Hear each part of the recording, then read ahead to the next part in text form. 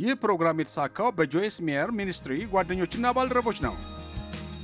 ይህ ደስ እንዲላችሁ ያደርጋችኋል ብዬ አስባለሁ። ሙሉ በሙሉ ወደ በፊቱ እንድትመለሱ ማወቅ አለባችሁ። እግዚአብሔር ይቅር ብቻ ሳይሆን የሚላችሁ ያጣችሁትን ነገር ይመልስላችኋል፣ ነገር ግን ካጣችሁት በላይ ጨምሮ ይሰጣችኋል።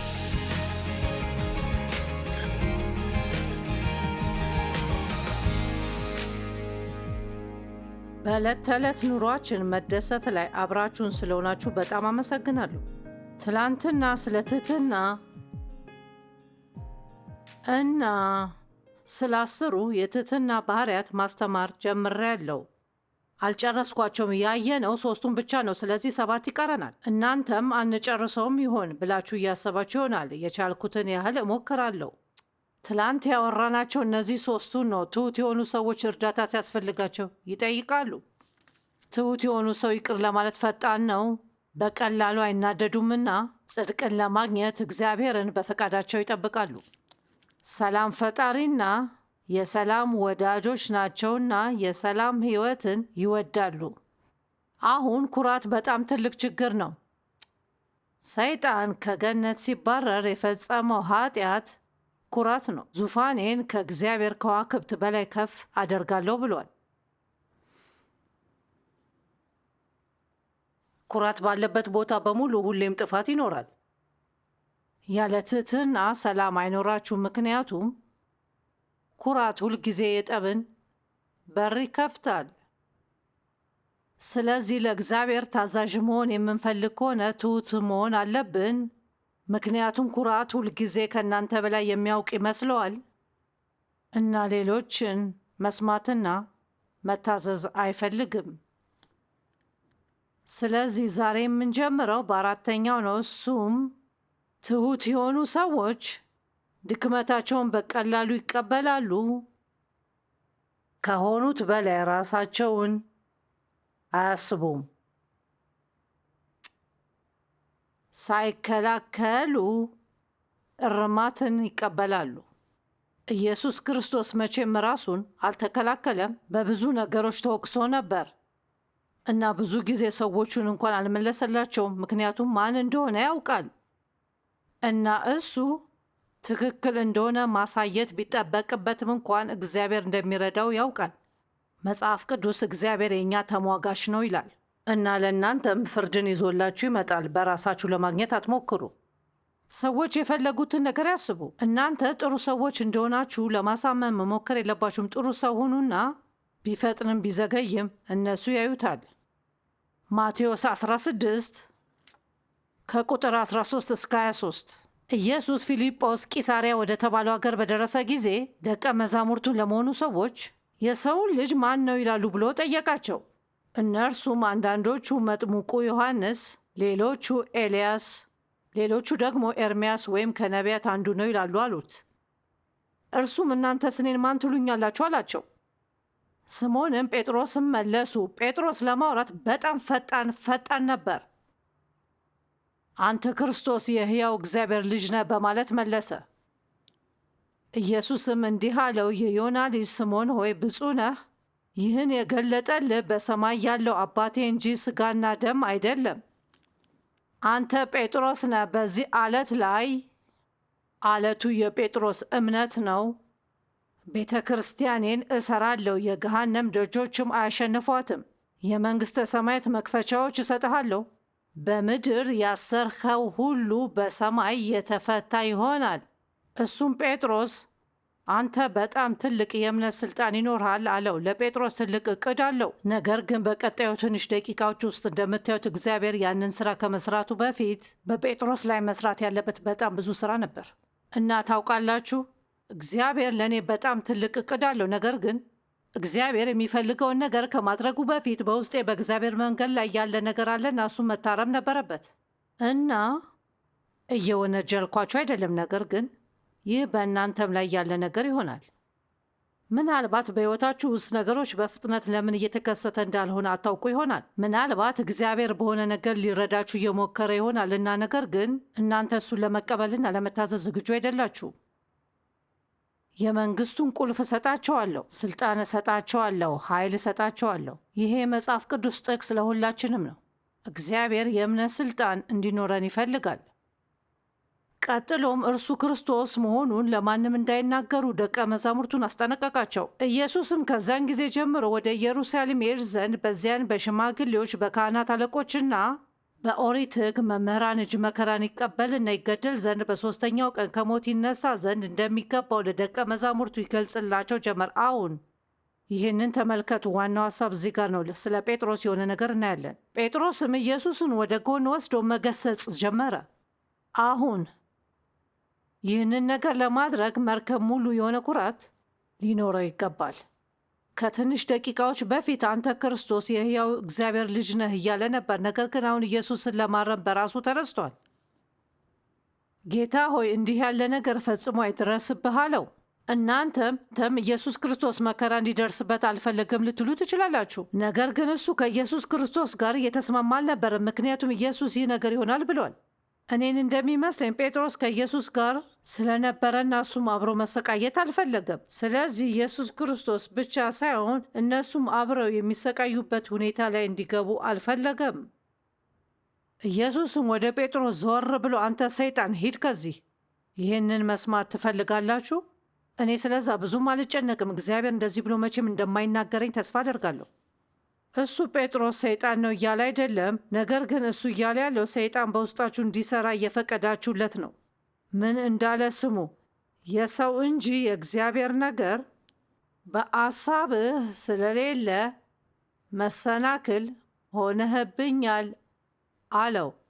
ለኢየሱስ ክርስቶስ መሰናክል የሆነው ለምንድን ነው? ምክንያቱም እግዚአብሔር እንዲያደርግ የነገረውን ነገር ኢየሱስ ክርስቶስ እንዳያደርገው እየሞከረ ነበር። እና ታውቃላችሁ፣ አንዳንድ ጊዜ እግዚአብሔር ስለሆነ ነገር እንድታደርጉ ሲያወራችሁ ሌሎች ሰዎች ላይገባቸው ይችላል እና እንዳታደርጉት ሊመክሯችሁ ይችላል። በዛን ጊዜ እናንተ ማወቅ ያለባችሁ ጠላት በእነሱ ውስጥ ሆኖ እየሰራ ነው። ስለዚህ ያንን መስማት ወይም ማዳመጥ የለባችሁ። ኢየሱስ ክርስቶስ በማቴዎስ ወንጌል 26 ከቁጥር 31 እስከ 34 እንደዚህ ብሏል። ቀጥሎም ኢየሱስ እንዲህ አላቸው፣ ሁላችሁም በዚች ሌሊት በእኔ ተሰናክላችሁ ትሄዳላችሁ። እንዲህ ተብሎ ተጽፏልና እረኛውን እመታለሁ፣ የመንጋውን በጎች ይበተናሉ። ነገር ግን ከተነሳ በኋላ ቀድሜያችሁ ወደ ገሊላ ሄዳለሁ። ኩራተኛ የሆኑ ሰዎች ስለ ሁሉም ነገር መልስ ለማግኘት በጣም ፈጣን ናቸው። ከመናገራቸው በፊት ማሰብ ላይ ጥሩ አይደለም። ስለዚህ በጣም ብዙ ሞኝ የሆኑ ነገር ይናገራሉ። ጴጥሮስም መልሶ ሌሎችም በሙሉ በአንተ ምክንያት ቢሰናከሉ እንኳን እኔ በፍጹም አልሰናከልም አለው። ኢየሱስም እውነት እልሃለሁ በዛሬዋ ሌሊት ዶሮ ከመጮሁ በፊት 3 ጊዜ ትከዳኛለህ አለው። ጴጥሮስ ልክ እንደዚህ እንደማለት ነው። ስለ ራስህ ማሰብ ከሚገባ በላይ በጣም ከፍ አድርገህ እያሰብክ ነው። አንተ እንደምታስበው ጠንካራ አይደለህም። ዛሬ ማታ አሳይሃለሁ። ቅድም ያልኩትን አስታውሱ። እግዚአብሔር ለጴጥሮስ በጣም ትልቅ እቅድ አለው። ነገር ግን በመጀመሪያ ጴጥሮስ ማስተካከል ያለበት የተወሰኑ ነገሮች አሉ። ከእነሱም መካከል ኩራት አንዱ ነገር ነው። ጴጥሮስ ግን ካንተ ጋር መሞት ቢያስፈልግ እንኳን ከቶ አልክድህም አለው።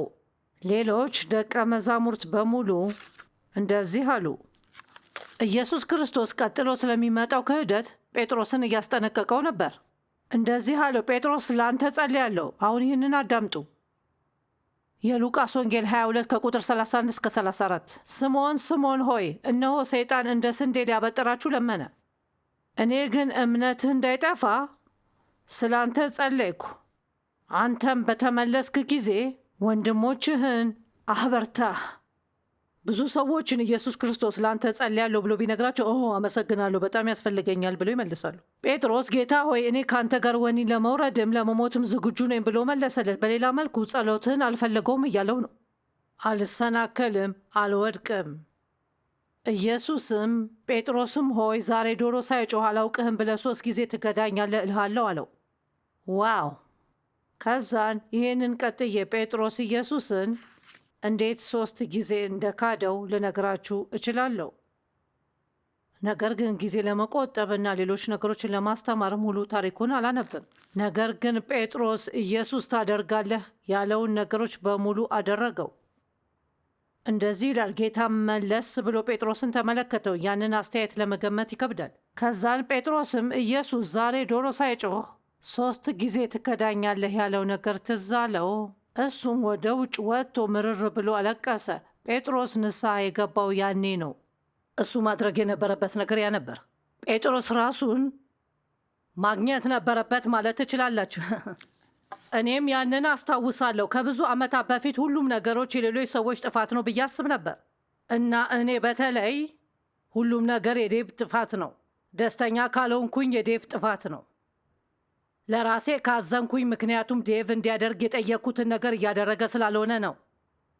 እና እኔ በጣም ብዙ ችግሮች ነበሩብኝ፣ ነገር ግን እነዛ ችግሮች እንዳሉብኝ አላውቅም ነበር። አባቴ ባደረሰብኝ ጥቃት ምክንያት የተፈጠሩ ችግሮች ነበሩ እና እኔም አልቀረፍኳቸውም ነበር። እግዚአብሔር ለእኔ በጣም ትልቅ እቅድ ነበረው። ነገር ግን ያንን ነገር ከማሳካቴ በፊት እኔ ላይ በጣም ብዙ ስራ መስራት ነበረበት። እባካችሁ ስሙኝ። የእግዚአብሔርን በረከት የምንፈልግና እሱ ለሕይወታችን ባለው ጥሩ ዕቅድ መደሰት የምንፈልግ ከሆነ እግዚአብሔር በመንፈስ ቅዱስ አማካኝነት በውስጣችን የሚፈልገውን ስራ እንዲሰራ መፍቀድ አለብን። እኔ ይህንን ነገር አስታውሳለሁ። አንድ ቀን ዴቭ እንዲቀየር እየጸለይኩ ነበር እና ማለት ጮክ ብዬ እየጸለይኩ ነበር። ኦ እግዚአብሔር ሆይ ዴቭ እንድትቀይረው ጠይቀሃለሁ። ከዛም በመንፈስ ቅዱስ ችግሩ ዴቭ አይደለም ብሎ ሲነግረኝ ሰማሁት። እኔም ማን ይሆን ብዬ አሰብኩኝ። በዚህ ግንኙነት ውስጥ ያለነው እኔና ዴቭ ብቻ ነን። እንዴት እንደሆነ አላስታውስም፣ ነገር ግን እግዚአብሔር ከእኔ ጋር መኖር እንዴት እንደሆነ ገልጦ አሳየኝ።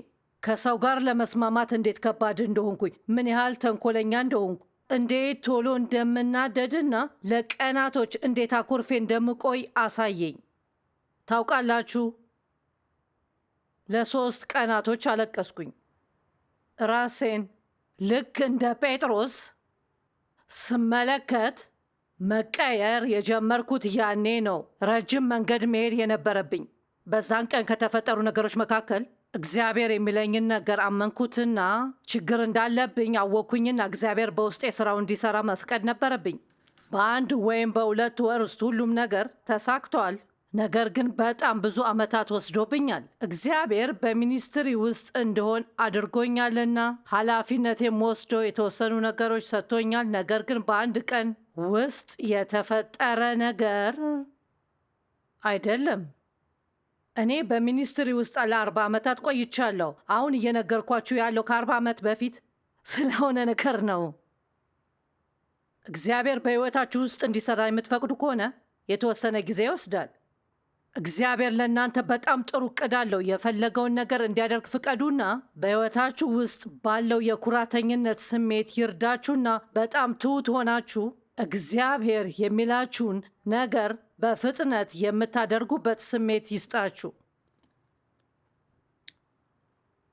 በጣም ብዙ መሪዎች ደካማ ይሆናሉ። ይህንን አባባል እወደዋለሁ። በጣም ብዙ መሪዎች ደካማ ይሆናሉ። ምክንያቱም አንዳንድ ጊዜ ሰዎች የስልጣንን ቦታ ላይ ሲሆኑ ኃይል ሲኖራቸው ወይም በሌሎች ሰዎች ላይ ስልጣን ሲኖራቸው ራሳቸውን በጣም ከፍ ያደርጉና ሌሎች ሰዎች ላይ በደል መፈጸም ይጀምራሉ። ወይም እግዚአብሔርን ሳይሰሙ ነገሮችን ማድረግ እችላለሁ ብለው ማሰብ ይጀምራሉ። ሰዎች ችግር ላይ የሚገቡት ያኔ ነው። መጽሐፍ ቅዱስ ስለ እንደዚህ አይነት ሰዎች ይነግረናል። ሳኦል ወድቋል። ንጉሥ ሳኦል የወደቀው በኩራት ምክንያት ነው።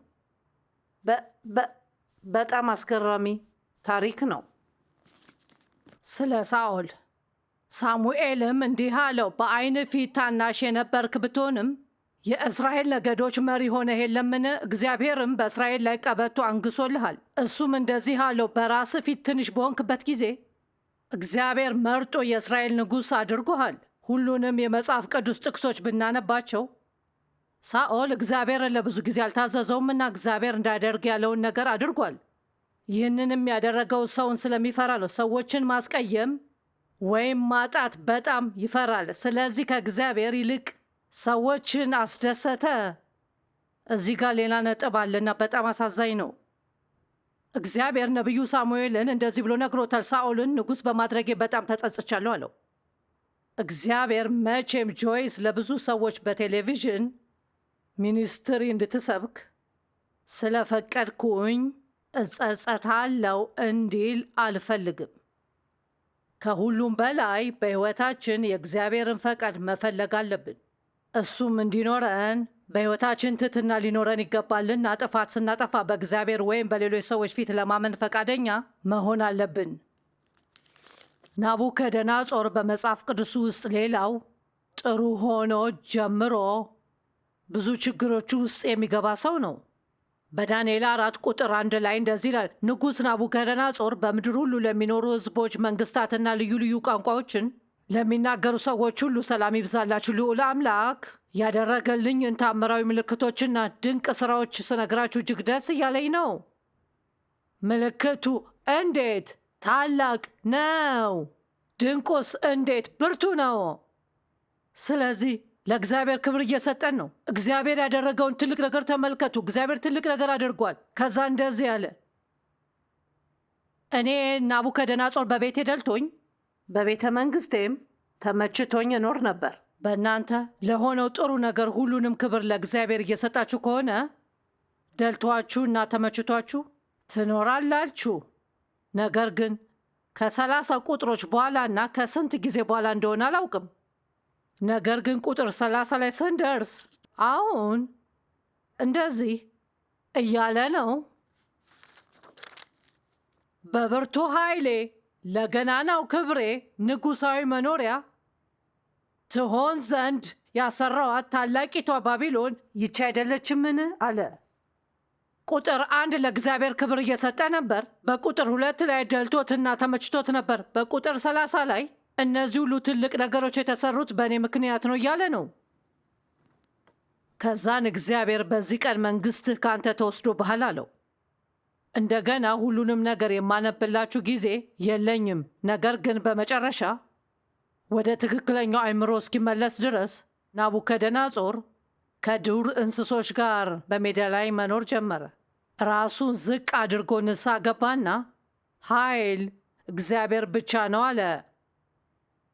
የሆነ ሰው ኩሩ ሲሆን እግዚአብሔር ያዋርዳቸዋልና የፈለገውን ነገር ያደርጋል። ከዛን እግዚአብሔር መንግስቱን መልሶ ሰጠውና ከበፊቱም የተሻለ ነበር። እግዚአብሔር ይቅር ስለሚል እናመሰግነው ይገባል። መጥፎ ነገር ስናደርግ ንስሐ መግባት ስለምንችል እግዚአብሔርን ማመስገን አለብን። እግዚአብሔር መልሶ የሚሰጠን ያጣነውን ብቻ ሳይሆን ጨምሮም ይሰጠናል። የእግዚአብሔር ጥሩነት ያ ነው። ይሄ ደስ ሊለን የሚገባ ነገር ነው። ልክ እንደ እኔ ጥፋት ያጠፋችሁ ሰዎች ይሄ ደስ እንዲላችሁ ያደርጋችኋል ብዬ አስባለሁ። ሙሉ በሙሉ ወደ በፊቱ እንድትመለሱ ማወቅ አለባችሁ። እግዚአብሔር ይቅር ብቻ ሳይሆን የሚላችሁ ያጣችሁትን ነገር ይመልስላችኋል። ነገር ግን ካጣችሁት በላይ ጨምሮ ይሰጣችኋል። ነገር ግን ኩሩ ሆነን መቆየት አንችልም። በእግዚአብሔር ኃይል እጅ ፊት ራሳችን ዝቅ ማድረግ አለብን። ዛሬ ማወራው 5ኛ ነጥብ ትሁት የሆነ ሰው ሁልጊዜ ሌሎች ሰዎች ጥሩ እንዲመስሉ ያደርጋል። ክብር ለሚገባቸው ሰዎች ክብር ይሰጣል። ሌሎች ሰዎች ሁሉንም ስራ እንዲሰሩ አድርጎ ክብሩን ለራሱ አይወስድም። ይሄ ለመሪዎች በጣም ጥሩ ነጥብ ነው። ምክንያቱም መሪ ስትሆኑ የምትሰሩት ስራ እንድትሰሩ የሚረዷችሁ በጣም ብዙ ሰዎች አሉ። እና ታውቃላችሁ፣ የእኔ ስም ሚኒስትሪው ላይ አለ። ጆይስ ማየር ሚኒስትሪ ይባላል። ጆይስ ማየር ሁሉንም ነገር በራሷ አታደርገውም። ይሄ ሚኒስትሪ በትክክል እንዲሰራና ሰዎችን እንዲረዳ የሚያደርጉት በመቶ የሚቆጠሩ ሰዎች አሉ። ስልክ የሚመልሱ ሰዎች፣ ደብዳቤ የሚመልሱ ሰዎች፣ አትክልቱን የሚንከባከቡና ህንፃውን በጣም ቆንጆ እንዲሆን የሚያደርጉ ሰዎች፣ ህንፃውን ንጹህ እንዲሆን የሚያደርጉ ሰዎች፣ ሁሉም በጣም ጠቃሚ ናቸው። መዝገብ ቤቶች፣ ጸሐፊዎች፣ የሂሳብ ክፍሎች ሰዎች፣ እኔ ብቻ ሳልሆን ሁሉም በትክክል እንዲሰራ ያደርጉታል። ምስጋና መስጠት እወዳለሁ እና እነሱ ምስጋና እንደሚገባቸው ሁልጊዜ እነግራቸዋለሁ። ለእኔ ስትጸልዩልኝ ለእኔ ብቻ ሳይሆን አብረውኝ ለሚሰሩ ሰዎች በሙሉ ጸልዩ። እነሱ የሚያደርጉትን ነገር የማያደርጉ ከሆነ እኔም የማደርገውን ነገር ማድረግ አልችልም። ቁጥር 6 ትሁት የሆነ ሰው በደስታ ሌሎች ሰዎችን ያገለግላል። ዋው! ሰጪ ነው። ይሰጣል፣ ይሰጣል፣ ይሰጣል። ለመታየት ወይም ጥሩ ነገር እንድታስቡለት ሳይሆን እሱ የሚያደርገው ሰዎችን ለማገልገል ነው። ምክንያቱም ሰዎችን ይወዳል። ኢየሱስ የደቀ መዛሙርቱን እግር አጥቧል። ራሱን ዝቅ አድርጎ ተንበርክኮ የአገልጋይ ፎጣ አድርጎ እግራቸውን አጥቧል። ጴጥሮስ ጋር ሲደርስ ጴጥሮስም አይሆንም፣ እግሬን ፈጽሞ አታጥብም፣ ያንን አታደርግም አለው። በቁጥር 8 ላይ ኢየሱስ ያለውን በጣም እወደዋለሁ። እሱም እንደዚህ አለው፣ ጴጥሮስ ካላጠብኩህማ ከእኔ ጋር እድል ፈንታ የለህም አለው። ይህንን የመጽሐፍ ቅዱስ ጥቅስ እወደዋለሁ። አንዳችን ለአንዳችን ነገሮችን የማናደርግ ከሆነ ምንም አይነት ግንኙነት የለንም። እርስ በርሳችን ነገሮችን ማድረግ አለብን እና አንዳንድ ጊዜ በጣም ትንሽ ነገር ሊሆን ይችላል፣ በጣም ትልቅና አስፈላጊ ነገር ላይመስል ይችላል። እግዚአብሔር የምናደርጋቸውን ሁሉንም ትንሽዬ ነገሮችን ያያል። ጴጥሮስ እንደዚህ አለ፣ እንግዲያውስ እግሬን ብቻ ሳይሆን እጄንም ራሴንም እጠበኝ አለው። ምክንያቱም ከኢየሱስ ጋር የሚኖረው ግንኙነት ይፈልገዋል። ኢየሱስ እንዲህ አላቸው፣ ይህንን ያደረግኩላችሁ ለእናንተ ምሳሌ ሆኜ እናንተም የኔም ምሳሌ ተከትላችሁ ያደረግኩትን ነገር እንድታደርጉ ነው። ኢየሱስ ክርስቶስ እግርን ለማጠብ ፈቃደኛ እንድንሆን ይፈልጋል። ይህም በባልዲ ውሃ ቀርታችሁ የሆነ ሰውን ጫማ አውልቃችሁ እግራቸውን ስለማጠብ አይደለም። እዚህ ጋር የሆነ ትምህርት አለ። ከእኛ በታች የሚመስሉንን ትንሽ ነገሮች ለማድረግ ፈቃደኛ መሆን አለብን። ለእኛ ትንሽ የሚመስሉን ነገሮች ለሌሎች ሰዎች በጣም ትልቅ ነገር ሊሆን ይችላል። ሰዎችን እየረዳችሁ ነው። የሌሎች ሰዎችን ሕይወት ለመለወጥ ምን እያደረጋችሁ ነው? ለእኛ የምትሰራለን የሆነ ሴት አስታውሳለሁ። አሁን አብራን አትሰራም፣ ነገር ግን እሷ በጣም ደስተኛ ሰው አልነበረችም። ሁልጊዜ የምታማረርበት የሆነ ነገር አታጣምና ሁሉም ሰዎች ደክሟቸው ነበር። አንድ ቀን ስለ ሌላ ሰራተኛ እንደዚህ ብላ ስታወራ ሰሟት። በቤቷ ውስጥ ለ2 ዓመት ኖራለች፣ ነገር ግን እስካሁን አልጋ የላትም። የምትተኛው በመሬት ላይ ነው። ይቺ ሴትዮ በቀላሉ ለሌላኛዋ ሴትዮ አልጋ የመግዛት አቅም አላት። ወይም በትንሹ ሌሎች ሰራተኞችን አስተባብራችን ሴትዮ እዛ ጋር መተው የለብንም አልጋ እንግዛላት ማለት ትችላለች። ሰዎች እኛ በቀላሉ ማድረግ እየቻልን ማድረግ የማንፈልገውን ነገር እግዚአብሔር እንዲያደርግላቸው እንጸልያለን። ከዛን እግዚአብሔር በልቤ ውስጥ አስቀመጠው። ከብዙ ጊዜ በፊት ራስሽ ማድረግ እየቻልሽ የምታደርጊው ነገር እኔ እንዳደርጋ ትጠይቅኝ አለኝ። እሷን ስለ መርዳት ምንም አላሰበችም። ታውቃላችሁ፣ የእሷ ደስተኛ አለመሆን እና ስስትነት አብረው የተገናኙ ናቸው። እኔ እንደማምነው ከሆነ ለሰዎች ብዙ ባደረግን ቁጥር በጣም ደስተኛ እንሆናለን። ትሁት የሆነ ሰው በጣም አመስጋኝ ነው። ይህም ቁጥር 7 ነው። በጣም አመስጋኝ።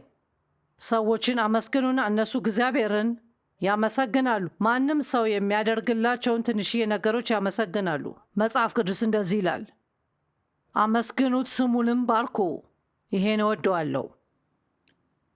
ስንት ከጋብቻቸው የተፋቱ ሰዎች አመሰግናለሁ፣ እባክህን እናከብርሃለሁ ቢሉ አብረው እንደሚሆኑ አስባችሁታል?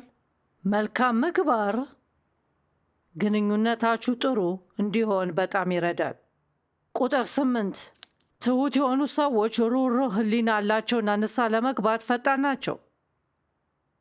ይሄን እወደዋለሁ። ንስሐ ለመግባት ፈጣን ናቸው። እግዚአብሔር ብዙ ጊዜ እንዲረዳችሁ በፍጥነት ንስሐ ግቡ። የሆነ ሰው ላይ ማድረግ የሌለባችሁን ነገር ስታደርጉ በፍጥነት ይቅር እንዲልዋችሁ ጠይቁ። በጣም ስለ ጎዳኋችሁ ይቅር ትሉኛላችሁ? አይ ይቅር አልላችሁም የሚሉ ሰዎች ትንሽ ሰዎች ብቻ ናቸው። የተወሰኑ ሊሆኑ ይችላሉ፣ ግን ብዙ አይደሉም። የሆነ ሰውን ስሜት የጎዳችሁ ከመሰላችሁ እንኳን ሄዳችሁ ይቅርታ ለማለት ፍጠኑ። ቁጥር 9 ሰዎችን የምናስተናግድበት መንገድ እኛ ትሁት ወይም ኩሩ መሆናችንን የማቴዎስ ወንጌል 11:28-30 እንደዚህ ይላል፣ እናንተ ሸክማችሁ የከበዳችሁና የደከማችሁ ሁሉ ወደ እኔ ኑ፣ እኔም እረፍት እሰጣችኋለሁ። ነፍሳችሁን አቀላለሁ፣ አኖራለሁና አሳርፋለሁ። ቀንበሬን ተሸከሙ፣ ከእኔም ተማሩ፣ እኔ በልቤ የዋህና ሩሩ ትሁትና ዝቅ ያልኩ ነኝና። እሱ ከእኔም ተማሩ እያለ ነው። እኔ በልቤ የዋህ ሩሩ ትሁት ነኝና። እግዚአብሔር እንድንሆን የሚፈልገው እንደዛ ነው። የዋህ ሩሩ ትሁትና መልካም። የቀንበሬ ሸክሜም ቀላል ነውና ጠቃሚ እንጂ መጥፎ፣ ከባድ ወይም የሚያም አይደለም። የክርስቶስ መመሳሰል እግዚአብሔር ለእኛ ያለው ፍላጎት ነው። አሁን ያወቅኩት ነገር የትምህርት 10 ነጥቦች ያሉት 9 ነጥብ ብቻ ነው። እንደሚመስል ሌላ መፍጠር አለብኝ። በትህትና ላይ 9 ነጥቦች። አያችሁ፣ ስህተት ሰራው እና ሁሉም ነገር ደህና ነው።